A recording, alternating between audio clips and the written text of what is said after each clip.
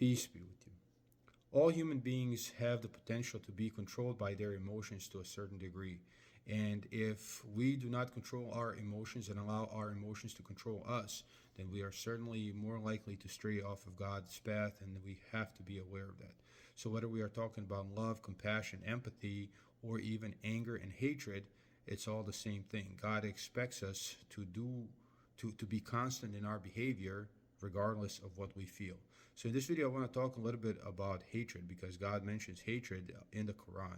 In the 5th chapter of Quran, in the 2nd verse and the 8th verse, God talks about this and what is expected from us even when we feel hatred. So in the 2nd verse of the 5th chapter of Quran, God tells us, "And do not let a hatred of a people, because they hindered you from the sacred masjid, incite you to exceed the limits, and help one another in goodness and piety, and do not help one another in sin and aggression. And be careful of your duty to God. Surely God is severe in requiting." So God tells us, look, I know you're feeling hatred toward these people that are preventing you from what you consider holy, but do not let that hatred cause you to not act, to exceed the limits, to not act justly, right? God says that is not a reason enough. And this is something that we have to internalize because hatred is such a powerful emotion.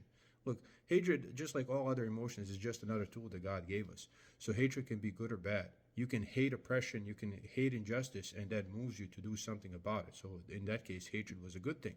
Or you can hate people, and then that causes you to act unjustly, and that is a bad thing. And that's what God is teaching us in the Quran. In the 8th verse of the 5th chapter of Quran, God tells us, "O you who believe, be upright for God, bearers of witness with justice, and do not let hatred of a people incite you not to act justly.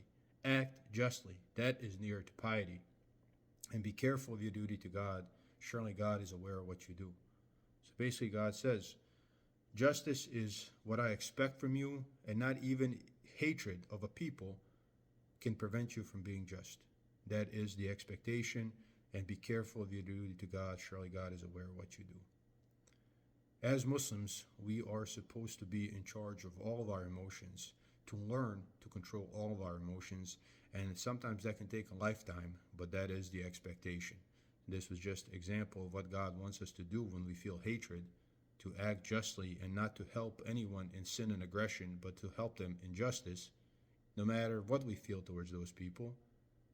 But with all other emotions, there are instructions in this book.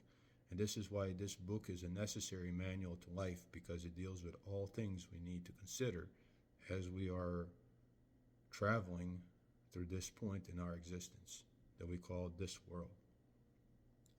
Peace be with you.